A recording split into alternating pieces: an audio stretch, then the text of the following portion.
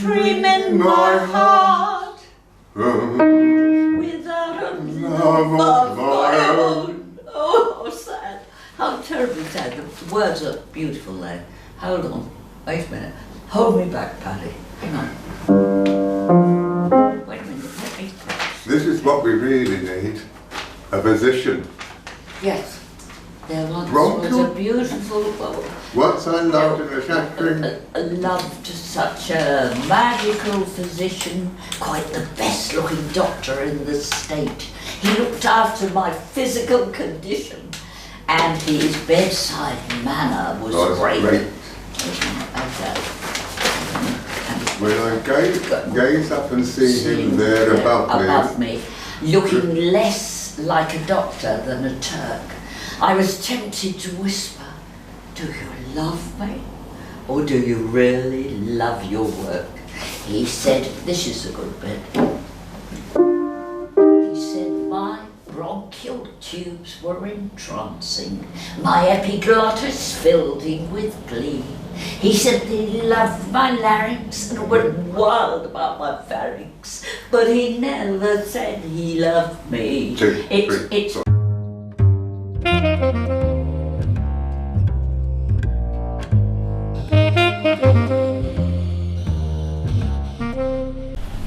Well, a few weeks or so ago, I was actually in the pub with our Betty, John, some of you, and we were chatting away, and this whirlwind of colour and delight came in.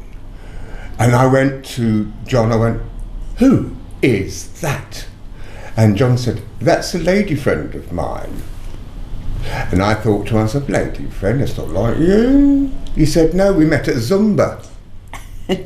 Now, for those of you who don't know what Zumba is, we'll discuss that in a moment. But I was just sitting chatting to this wonderful woman who was dressed so, it was better than Joseph's amazing Technicolor Dreamcoat, put it that way.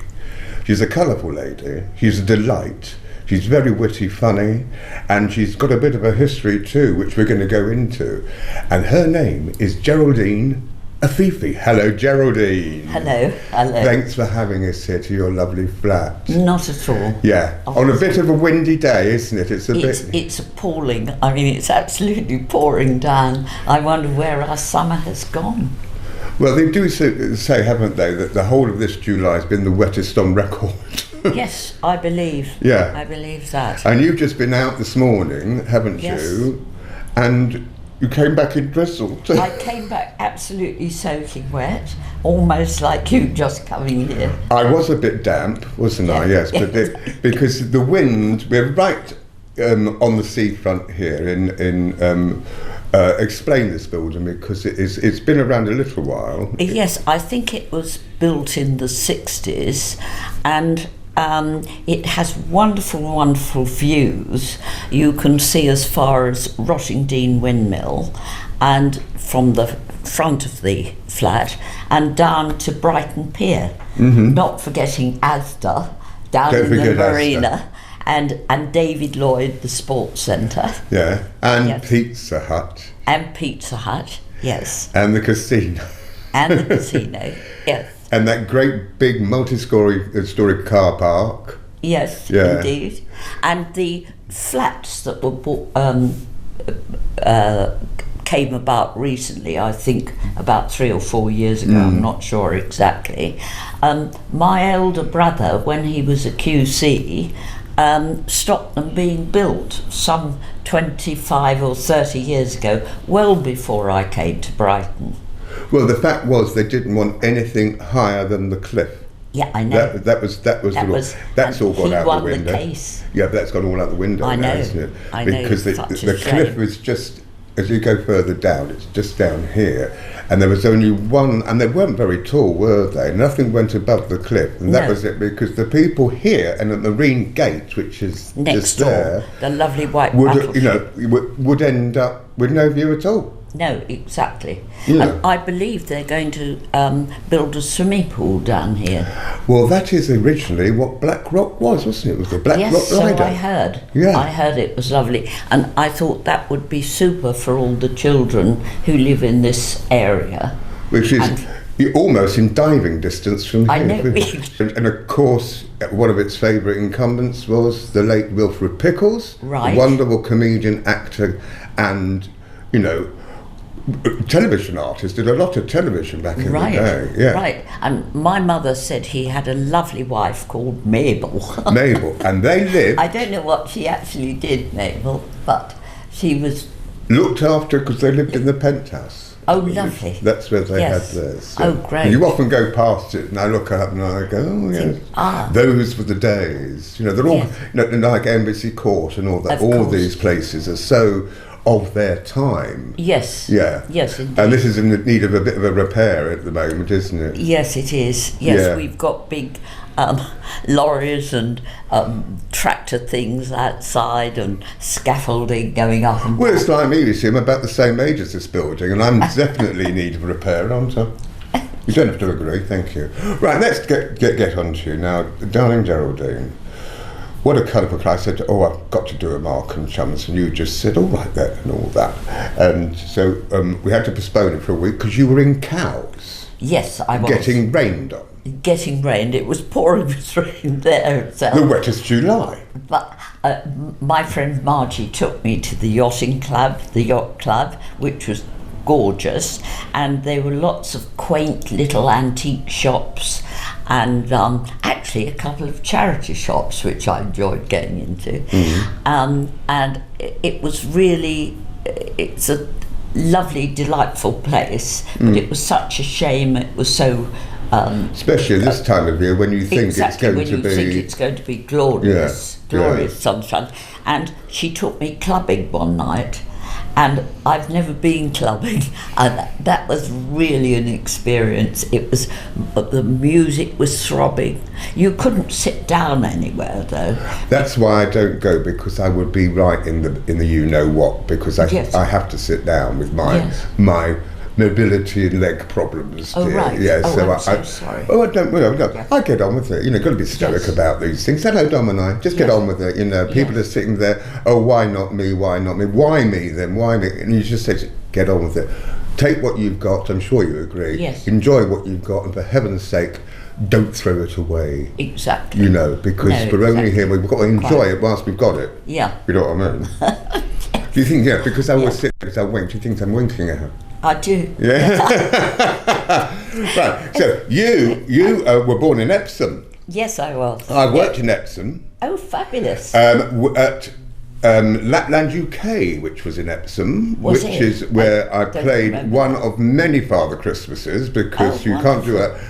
And thousands of those little ones, Yes. small folk as we used them, Right. and that was just outside Epsom. All right. I did the Yvonne Arnaud Theatre. Yeah, well, no, this was a This was- huge sort of Lapland UK was a Oh, great. I see. It's put in every year. I haven't right. done it for many years now. In fact, retired. Although I still, this keeps on coming and going. And So, what type of acting do you really like? can I say this again because it gets boring? I like acting what I get paid for, Oh, right. Yes, that's what because well, which isn't this because I don't get paid for this. No, it's such the same with the musicians. You know, but no, really. I know I've been an actor for a long time, and at the end of the day, I'm sort of semi-retired, and I wasn't going to do anymore. But my dear friend here said to me, "Oh, I want to do this. I want to do that. I want to do this," and I said, "All right then, and all right then." And it's just it keeps this going. Of course. But I mean, it's like a friend of mine who Christopher Gard, who's a well-known actor, who's retired now, who was in things like I, Claudius and worked with Elizabeth Taylor Yes. and all that. Yes. He said, well, thank God I'm not famous. Oh. As did Christian Roberts, who worked Yes. with Poitier and all Gosh. that on to Sir Love, and said, no, I don't want to be famous. I don't want to be, but I just want to get on with it, go and enjoy it. Have fun, because the whole thing, this is fun, to do something like Yes. this, chatting away, Yes. you know, this is fun. When we do a film, it's got to be, as they always say, fun, fun, fun, or there's no point in doing it. You know, like Hamlet. Hamlet, it's got to be fun, fun, fun, or there's no point in doing it at all. But you actually had to go to drama school, but you were in Epsom, Yes. and then you ended up. Yes. Which drama school did you go to? I went to Webber Douglas. Webber Douglas. And I did lots of things at Lambda. Lambda. I did Shakespeare, and I raised some money for the Rose Hills Theatre, and I was in Basildon in Essex at the Towngate Theatre. I did a breakfast show, which was awfully difficult because they would write things on a blackboard, and I had to say what the weather was like and things like that before I went into the show. And I say, good morning, ladies and gentlemen, in Chelmsford. It was on BBC Television 2, but you could only get it in certain areas because my mother went round in Epsom saying, oh, my daughter was very famous, she's on BBC 2. But no one could get it in Epsom. Well, no, because it was on the regional transmitter. It was really, really sad. I was very sad about that. They probably still got it somewhere because they do. Probably have. And you know, it could end up on Talking Pictures for all you know, that lovely programme that has all the old movies and all that on it. You never know. Well, I was in Vanishing Point Films advertising dog biscuits, but my son went in his gap year before he read law, went to Australia and New Zealand, and he was in a pub one night with his friends, and I was on the screen dancing. It was filmed at the Clapham Grand, it was, and I had to walk around with a number on and you had these really prize-winning dogs, and I had to dance, and you had to stand just where they put you, and the breeders, the owners of these priceless dogs, used to get really irate. They'd just, be careful, don't you stand on my Billy, or whoever it was, the name of the dog. And because it was very difficult getting into a really exotic dance and enjoying the music, and a great big silver ball was going round and round. It was fabulous, and there were lots of very tall, much the same as you, very, very tall gentlemen, all dressed as women, very glamorous, so glamorous it was unbelievable. I mean, what they didn't know about makeup was fantastic, and they were dancing as well. It was very exciting. I got paid for that, 2 days' work, marvellous it was. And then, unless you're at the agents all the time, you don't get work. If you sit at home waiting for the phone to ring, you've got to keep ringing. I started telly when I was a really little boy in 1963 or 64, something like that, as a child, and then after time off and on, you know, I ended up. I came out of it, went back into it. I was doing other things and all that, and then I became an agent. In Brighton. Called Cyber Artists, and we had a very well thought of, and of course that became a casting directorship as well. So wonderful. I was actually well thought of, and when I retired from that, you should have heard the furore from all the clients and all that, and all the people. What are we going to do without you? And I said, you're finding that somebody else is probably even better than me. Oh, it's not going to be the same. And I said, that's so humbling to know, because I never got myself a job. I could have. Yes. But I said, no, if I'm your agent, I'm here to do work for you. Oh, that was wonderful. You know, I couldn't be in a situation with my business partner, Amanda. She wasn't an actress. She was just very good at admin and all that sort of thing. I could never be in that situation. If I'd been your agent, you know, and there was somebody wanting... I had two of you, one like you and one with darker hair, for instance, and all that. And they wanted a darker haired woman, or they wanted a blonde haired woman, then for whatever reason, talent-wise, it would have to be one or the other. I couldn't say, oh, well, here's two of them, and we'll put the dark haired woman into a blonde. It doesn't work that way. I used to have dark hair until I did modelling. Amanda used to have dark hair. She's got blonde hair now. Well, I took my hairy arms off actually the other week because I looked a bit like a gorilla or a rugby player. A bit like that. Well, I'll tell you what, you know, but that's the fact. But I mean, when you were there, because you were telling me before we started recording that you only did a couple of months at Weber Douglas. Yeah, because getting back, terms. a couple of terms, Yes. because you had to get back to Epsom, and it was a Yes, right I bugger to did. get from there back home. And then I went back into. I've been to 3 finishing schools, of course. Yes, to be finished. You can tell, can't you? Switzerland, France. I went to reform school, but Did that's you? another story. I'm joking. Oh, right. But, I bet you reformed a lot of boys. I Oh, certainly did. No, but 3 finishing schools, because I read here, right, the ambassador is Yes. Paris, Kenya, Paris. Switzerland. Oh yes, my sister taught me in Kenya when I was a child for a while, and I used to have my lessons in a tree house with her and eat bananas, and I was terrified because it was terribly high up in Turi, and the chap she married. He had inherited a big farm, and he worked in Mombasa, and my sister was teaching at the time, and later on she gave that up and went into law.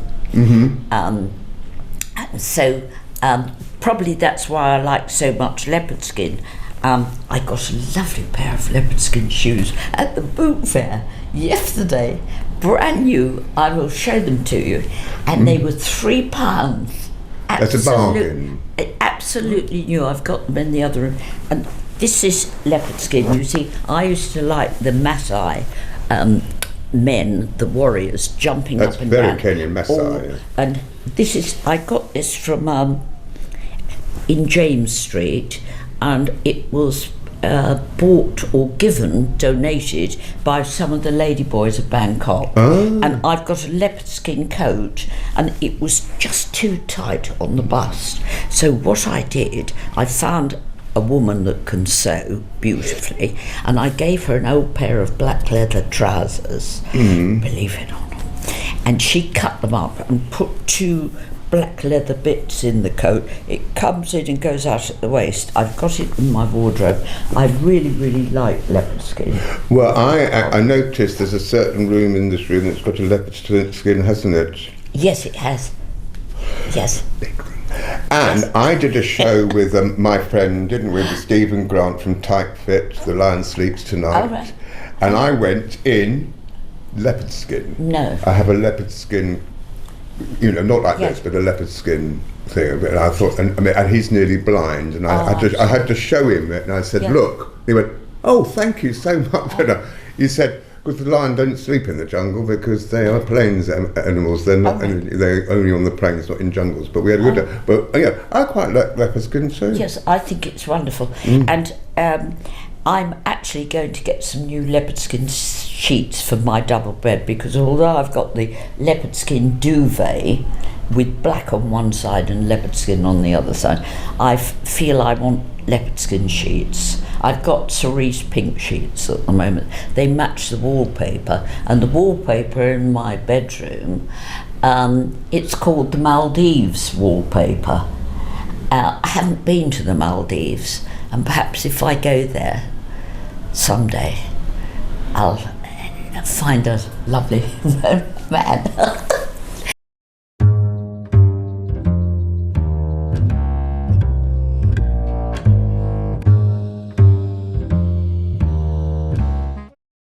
And welcome back. Here we are again, and we've just had. And today's libation is coffee, isn't it? Yes. Coffee.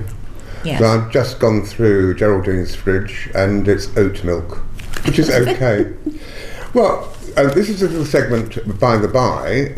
When I met Geraldine some weeks ago, we were chatting away, and she was talking about her daughter. And how do you pronounce that? Faradina. Geraldine Afifi. Yes. Wonderful name. That's right. And it has a group. Yes. Well, she it's called the Noisy Women, and they've been to Brussels. My daughter's based in Cambridge, but they go around playing music, and when she's not involved in gigs and concerts. I'm not quite sure what a gig is, but that's what they do, gigs. Well, it's a concert, really. And it's when she's not doing that, she teaches Tai Chi. Although she was a qualified toxicologist, she did a chemistry degree and a toxicology degree, but she's very happy playing all this wonderful music now. Well, and she's got a new album out. She's got a new album. And here it is. It's called Flash of Blue. And there's a lovely picture.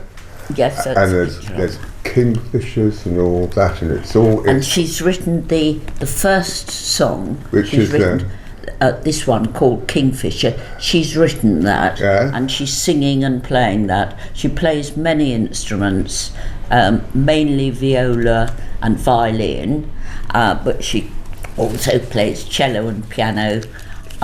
She's quite multi-talented. And that's a sale. What goes on from here is, because you've been doing singing and you love your poetry and opera, often to be taken to Glyndebourne. Oh, I love Glyndebourne. It's wonderful. And it's not far from here, but it's a bit of a bugger to get to, isn't it? It's very difficult to get to without a car. And so I have to look for gentlemen who A, like opera very much, and B, enjoy driving. So as I'm no longer married because my husband died. God bless his soul. How long ago did he die? About 6 or 7 years ago, I think now. Bless him. Yes. What was his name? Assad. He came from Afghanistan. He was a doctor. And so it was rather difficult, the different cultures. It was very difficult, really, keeping both sides of the family happy. But I do see many of his cousins and nieces who are mainly based in San Francisco. They had to flee from the country many years ago because of the Taliban and the Russians. And the majority of the Afghans are over in America. There's one or two actually Afghan taxi drivers here in Brighton, and there's a whole community of Afghans in Dusseldorf, Germany. It must be very hard for them all, starting in a strange country, you know, and leaving odd relatives who are too ill to travel or go anywhere. That's the awful thing, isn't it? That's the awful thing. Leaving your family behind. Yes, it is. And I was thinking of Ukraine and the Russians and so forth. That's a very sad, horrible thing happening there. You know, I just cannot see the reason why it ever had started in the first place. It's like Crimea as well, isn't it? You know, why? You know, it's egotistical dictatorship going beyond. Yes, indeed. You know, and you know, and when they say, oh, you know, there were 25 drones came into Russia and all that and were destroyed. Well, they say, and we didn't actually bomb that cathedral. Well, who else did it? Do you think the Ukrainians going to do it themselves? Yeah. Do you know what I mean? Yeah. Still, what is interesting is that you moved on and did so many things, Royal Academy and all those schools of speech and drama and all that in London, I assume. Yes. And then, but we just said, you know, a bit earlier, you said you didn't really feel that you wanted to be an actress or were an actress. Or what was the? Well, I used to get very nervous before I went on stage, and also I wasn't sure where I fitted in, really. And I went to Lucy Clayton and did modelling as well, and people always wanted to change you.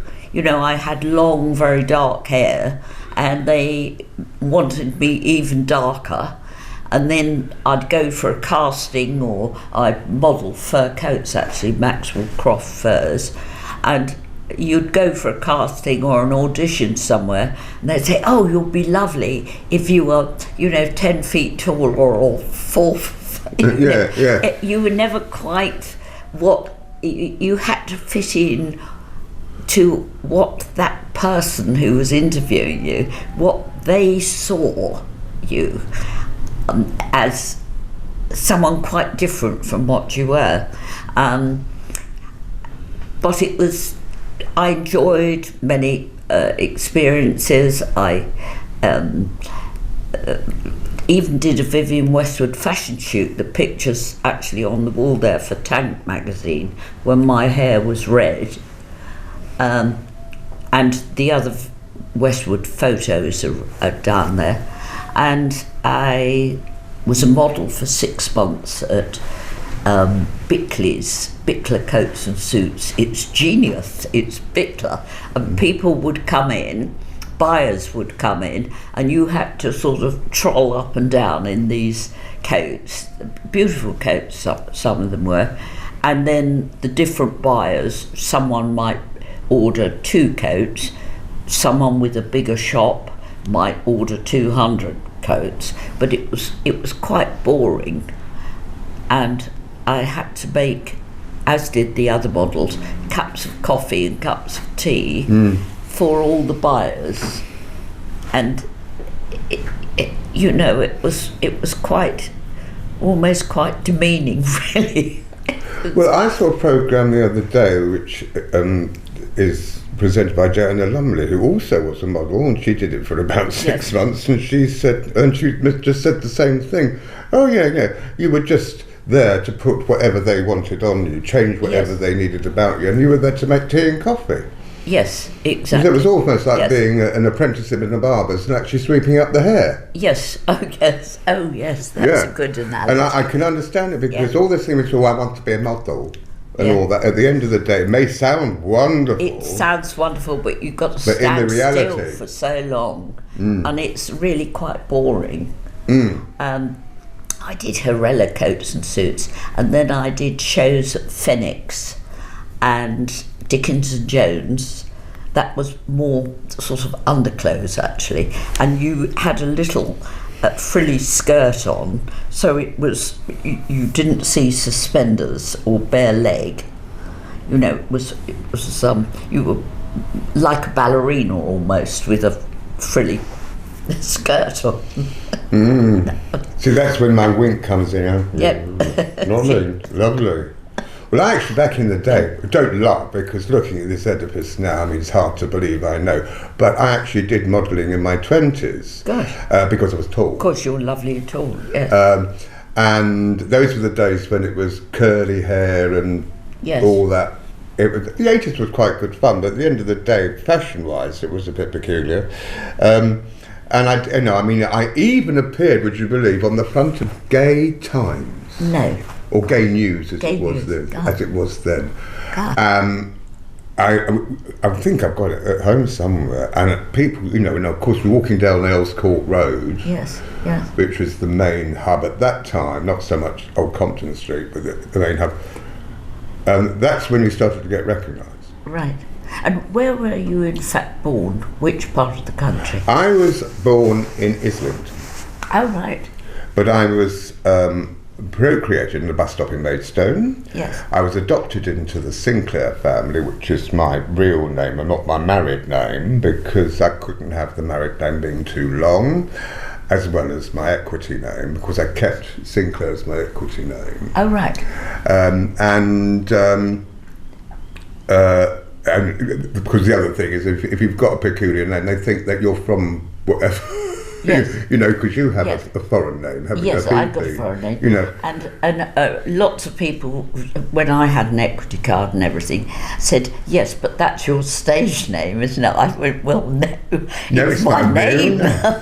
Well, see, mine's Marc Sinclair, right? Yeah. And I was there first. Yes. Because Van Diesel, yes, his name is Marc Sinclair. Gosh. Mark Armand from Soft Cell, his name is Marc Sinclair. Good Lord. And I was there before the two of them. Gosh, that's marvellous. And it's such an elegant name. It sort of, you know, it flows. They always then come back to you and talk about the C5, Clive Sinclair C5, that little motor electric thing. Right, do you remember?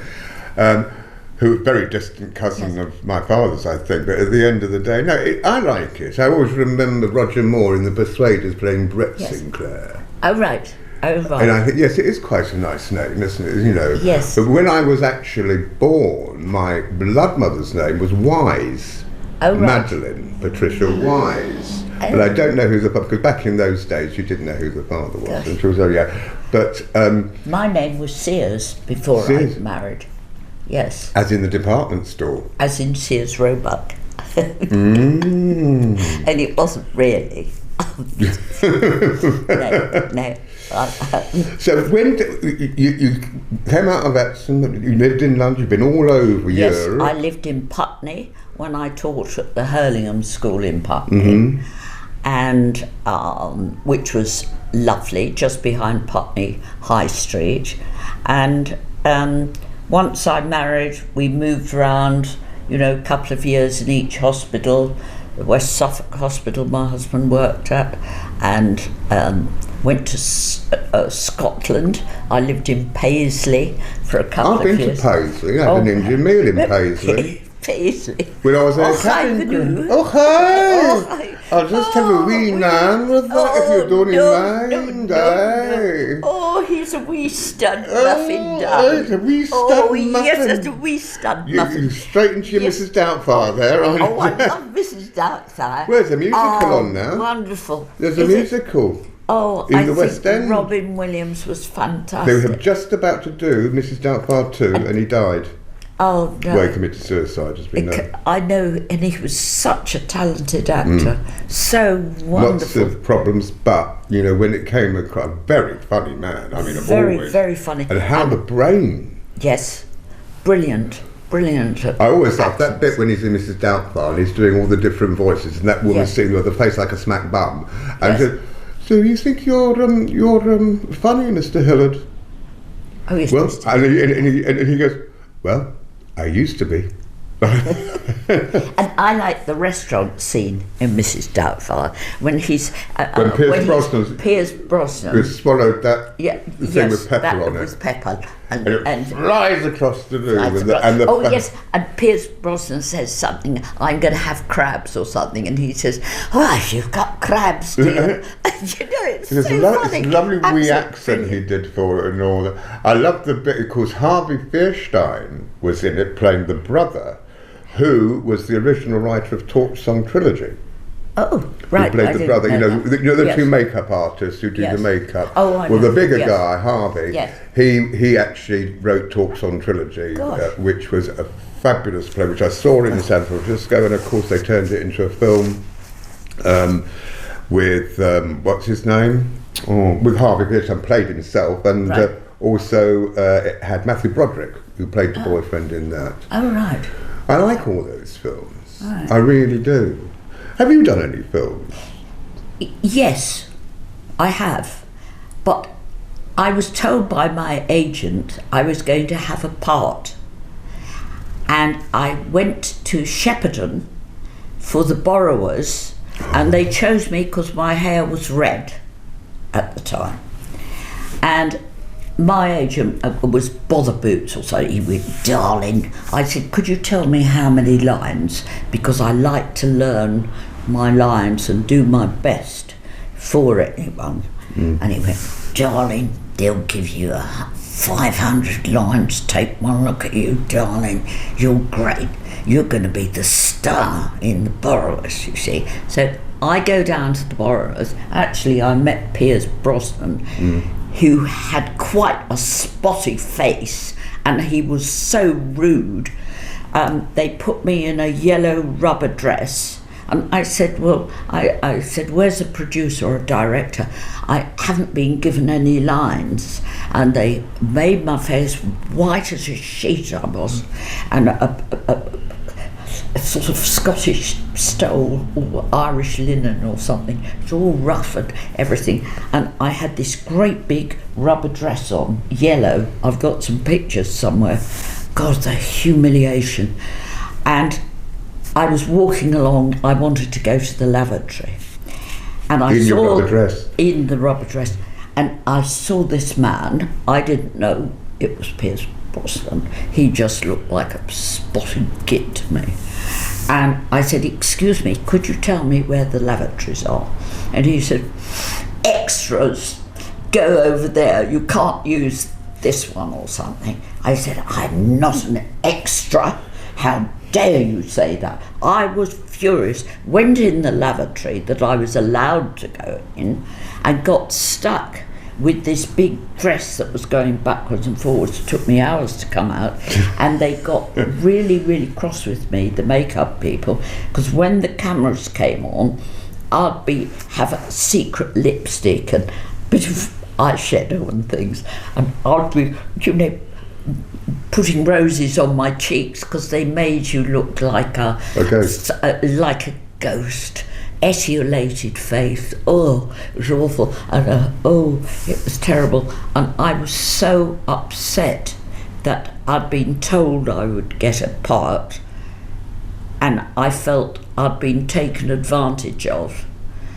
Just because you're not a famous person. If this agent had said to me, you could do nothing and just be an extra, I would have known where I was, but I didn't want to be an extra. And I was also offered Patricia Rutledge, who was Mrs. Bouquet, Hyacinth Bouquet. Again, it was my own stupidity. They wanted me to play the piano, something like Polonaise or something, Chopin. And I said, well, tell me what it is and I'll practice it and get it perfect. So I didn't want to make her spoil things. I wanted to do my best.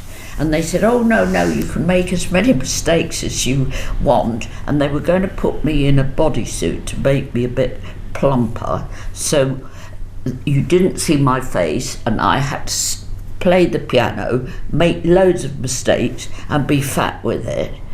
And she's a wonderful actress and speaks lots and lots of languages, I was told. I never met her, of course. And I turned that down because I thought I said, can't she just take me as I am? And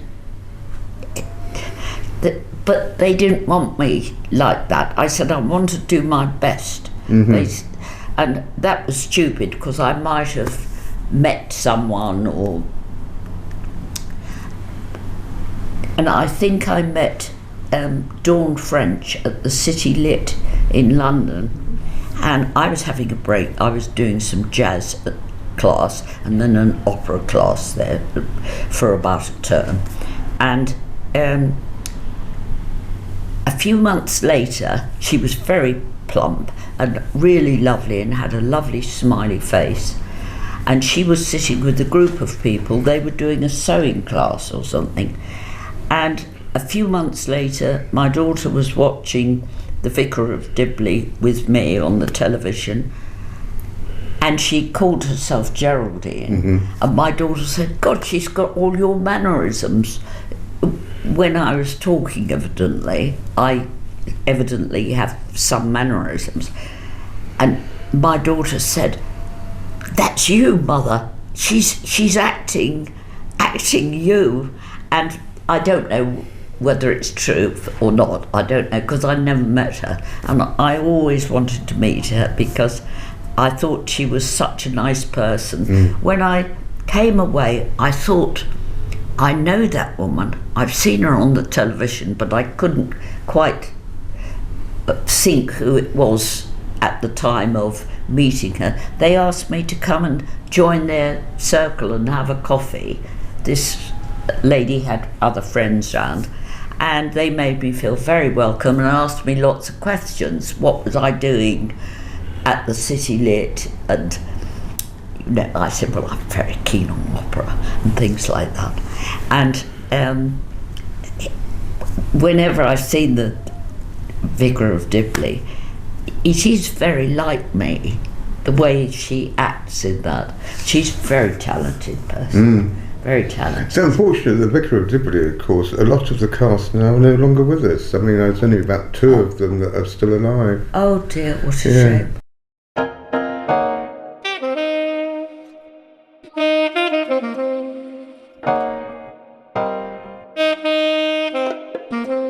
Well, this has been in front of me because it's got a bit of CV on the back, but I've just noticed this is you singing. Yes. For the Helen Opera. Rollison Cancer Care Centre appeal. Now, this for me, is this who I think is Margaret Rutherford?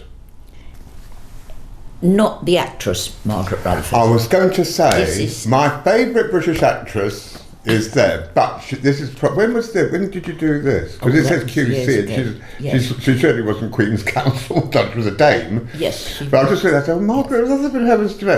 But you do a lot of singing and play the piano. Well, we've just been discussing that. I mean, we're both in the same boat because if you don't practice every day, it falls away. yeah. And if you haven't got anything, I sang last year in Cambridge at St John's Church, I think it was called, with the alternative orchestra, the one that my daughter's involved with, and so that was fun and it was lovely, but it was quite terrifying because you didn't have a particular aria or song to sing. You were just pointed at and you had to make noises, or you could do anything you wanted. Yes, it's your time to do your turn. It was, you had to do something, so you could coo like a dove or make barking dog sounds or sing a bit of Aida or something. Oh, I love a bit of Aida. Well, I love Fascinating Aida. Do you remember that? Oh yes, I did. Very rude. Love it. Yeah, it's very amusing. I mean, really good stuff. I never forget their song KY. And they repeat the KY over and over again. And a lot of people who wouldn't have the foggiest idea what they were going on. We knew what they were going on about. No. But do you think? You haven't been singing for a little while. I went into a chemist once looking for something like that, and I asked for WD-40. I knew it was something like that, and that was really awful. Did you have rusty locks? Oh, my lad, no. oh. Still, what happens with things now? I mean, I'm very lucky still to be occasionally doing the odd film, certainly for my dear friend, occasionally a voiceover and all that. Yes. I'm not a martyr to it or anything like that. Like you said, not always waiting for the phone to ring. I'm often being seen, with my casting director head on, to say, there's a nice part for you in this film or whatever and all that, or put people in the right direction. But strangely enough, you know what, Geraldine? No. I never have that possibility returned to me, which I think is a little bit upsetting. Yes. Certainly because they have the opportunity of doing something. Yes. And for some unknown reason, I'm not a bad actor. I'm not the best in the world, but I'm not a bad actor. I'm well thought of by many people. Even for a laughing situation, they quite well thought of occasionally. But of course. But at the end of the day, you then think to yourself, and I'm sure you've been in this situation. Well, I put you in that sort of situation. Isn't it a shame that you cannot, in some form, reciprocate it? Have you come across that yourself? Yes, in one way, but it's such a long time ago since I was involved in anything to do with acting. Although I always enjoy going to see others in plays. I love going to concerts actually best, and I like going to the ballet because of the music. Mm-hmm. And I like modern ballet as well. Mm-hmm. And I enjoy things like going to the circus. Mm-hmm. I think some of those people, they're they're so wonderful. They're just doing things live, and some of the acrobats and so forth. Like street theatre. I mean, so it's all wonderful. That's fantastic. Absolutely super. And there's a chap actually standing at the bottom of North Street in a kilt. Oh, I've seen him. Dancing. Oh, he's quite a friend of mine. He always Yes, I've stops seen him. He tap He can either be dances. down some bottom of St James's Street, or sometimes he's opposite the Post and Telegraph. Oh, right. Yes. Bond Street, isn't it? Yes. He's up and down there and all that. I don't think he'd be out on a day like today, because No. with the wind going right up his kilt, you never know. We might be in for a surprise. But no, good. But see, that's Brighton all over, isn't it? It is. You go to places and you go, Yes. only in Brighton. It couldn't happen anywhere else. It does. But there's a concentration in our Indeed. city, isn't there? Yes. Which, Yes. you know, people say I'm eccentric. I suppose I am. We're all eccentric in some way. Of But course. I like to think colourful. And I think Brighton is wonderful because we've got the sea, we've got wonderful theatres, and in fact, I was at the Hippodrome the other day. Let's have a word about this. Looking at that wonderful ceiling, and it was just wonderful inside. It was majestic. They haven't obviously finished yet, but I don't know how the council could have thought they were going to pull it down. Well, this is it. For those of you who don't know, the Hippodrome is a very famous theatre. It was a concert hall. It had plays on, pantos, everything. It goes back a very, very long way. Yes. But the stupidity of our so-called city council and whoever else and developers wanted to knock the whole of it down, including all the Art Deco beauty of inside, and it is stunning. It is stunning. Until Yeah. Equity and others, we had an uproar, didn't we? And people were signing petitions. Yes. And it has now been, to some extent, restored. You've already been. I have Tell us been. about that ceiling. It was wonderful, lots of turquoise blue, wonderful pictures, the shapes was superb, and it was really, one wanted to lie on the ground And just do and that. just look up at the We'll ceiling. have to go down and do that. Sit down. No, Geraldine and I are going to lie on the floor and just look at this. Well, I won't be able to get up again with my bad back, but I mean, yeah. Yes, But it was but also all fantastic. the little bits, all like the outside, because that Yes. all had stained glass. The stained glass Yeah. window as you come in the front door. because they were going to knock. All of this was going to be destroyed. Yes, it's And it only opened this week, wasn't it? yes. This Thursday, I think it was. I was there. Yes, Yeah. it Or was. no, just last week, wasn't it? Yeah, Because last today's week, Monday. yes. Always film on a Monday. Yeah, I'm going to go down because you've given me your little. Oh, my notes. Because Yes. I'm going to go down and probably do that on Wednesday. Right. And then I've also we- got it on my mobile phone, but just in case one was lost. I can do that for you, yes. don't worry. Because I'm coming into town on Wednesday, and then you and I, if all goes according to plan, are going to meet up and go to a memorial concert, are we not? Yes, that sounds really interesting. And I got spare tickets because they want me to introduce another Marc and Chums, albeit a 16-minute version of the original hour version of the show, about our late friend Stephen Weishausen, and who was nicknamed Catlin. Oh, right. And so we're going along there, and it's going to be at the Assembly Rooms, Lewis Town Hall. So the bus is right outside the front, so that's all right. We don't have to walk too far. We're going to go by those. Okay. And then we are going to go, and then I've got to do my bit, whatever it is. But it's all going to be poetry and all that. You know, if they'd know, we've got you up and done a few songs. Yes. Well, You know, so you see, I you like meet E. Cummings' poems very much, and Ernest Townsend, and I love poetry. I've got. Well, he loads and did, loads didn't of he? poetry books. Stephen did one at the end of the show we did, which Yes. was brilliant, and it was written by the guy who, My Little Dutch, who wrote that.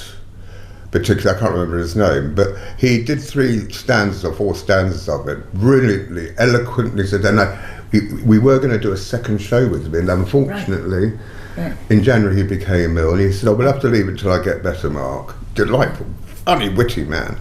Yeah. And then in that particular film, he was going about what he was going to do, and of course by the May he became to and passed away of cancer in the June. So that's why we're having he didn't have a funeral, didn't want any of that, so we're having a memorial instead. Right. And they got in touch with me and they said, "Oh, would you mind?" I said, "I'm delighted." Lovely, isn't it? So we can actually go and enjoy some good music, theatre style poetry, all that sort of stuff, and even me on the telly, which is a bit of a pain in the neck, but I'm sure they won't mind. And they've got a cash-only bar, and they're doing refreshments. Oh, so that's good, isn't it? Yes. Yeah. Yes. So I think what we're going to have to do, because we've been discussing whilst you've been over there and whatever, that there's a possibility that you and I are going to appear in a film together soon. Oh. If you would like to, yes. If you'd like to, where you'd have to have lines, but a lot of the time it's improv. Oh, lovely. Then she can really learn, because I'm terrible at learning lines. Yes. Because I said this to Caitlin when we said, so he's got to be in a film too. What's the story about? Well, I looked at him and I said, "Do you think that Geraldine and I in a film would be a good idea?" And he said, "I've already got an idea in my head." I have no idea what the idea is, but may want to do it here if that's all right. No boudoir scene. No, we're coming to the end of our show today, and I've had an absolute brilliant time with you. Well, I've really enjoyed talking to you, listening to you, and meeting But you've entertained me. And we really, it's called Marc and Chums, but we only met the once, but we've been corresponding by WhatsApp. Yes. Loads to know. The amount of photographs of this lady in different frocks is just astounding. It's what a wardrobe. Yes, I have It's got fantastic. an enormous wardrobe. So what do you see for your future in this rather war-torn world, in this sort of wetness and all that, in this terrible damp summer? Well, I see my future getting more exciting, and I want to learn a lot more things. I've never learnt Spanish. I wouldn't mind, having a bash at that. Buenas tardes, buenos dias, ¿cómo estás? I really like the romance of different languages. Yeah, the romantic and I would like to meet more interesting people, and especially hope to meet a sort of Valentine, really. Now this is cut to the quick now. Come on, out with it. Well, I would like to meet a very articulate, tall, kind, handsome, or not necessarily handsome, because some people, when they speak or could tell a story, become very, very attractive without necessarily being a sort of pin-up having the collars and cuffs to go with it, And because it would make life so much more pleasurable. Interesting. Yes, interesting. Yeah. Diverse. Oh yeah, that's a good word. Diverse. Romantic. Yeah. Very romantic. A lot of people aren't romantics, are they? You look at some of them, you think to yourself, there's something, sad. Yes. Not trying to be horrible to them. They don't seem to have a good time. And they're not ebullient enough. They haven't got enough pizzazz or personality, or Yeah, personality driven. Personality. Yeah. Yes. Yeah. And I've got some really first-class girlfriends that live around here in the marina and different parts of Brighton, and my Pilates class and my Zumba class, some of the people I've become very friendly with are all very interesting and fascinating. They all do or have worked in different parts of life, and they've done lots of different things, and I love hearing about that, where they were born and what they did and why they married that man, and this. I think people are so interesting. Well, this is probably part of what my show's about, the fact that you have people, doesn't matter what age anyone is, but you know, because people always drop dead very quickly, you know, without even knowing it, Yes. where a lot of things can be forgotten if that person passes away. Yes. And I've always said, like a videotape being wiped, you can't get it back. If that person's not there to, you know, chat or whatever, and remind you of something you may have forgotten, that's such a shame. Where something like this, you can put things down on a bit of video and it's there forever. Yes. Yes, that's true. Yeah. That's true. So on that note, Geraldine, On that note, well, thank you very much you indeed. have been a blessing. Very interesting Yeah, and lovely. really can't wait to tread the boards with you, darling. Oh, So thanks you again. That's wonderful. Come back Thank and you very much. we'll see you very soon. And here's the next one. Thank you. Thank you.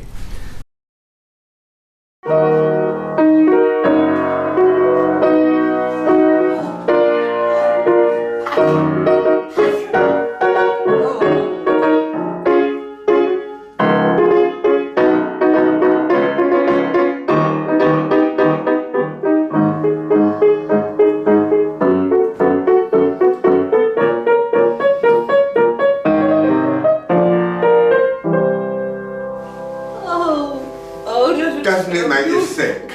Oh, it does. Do you like George? I'll have to come back. You can be.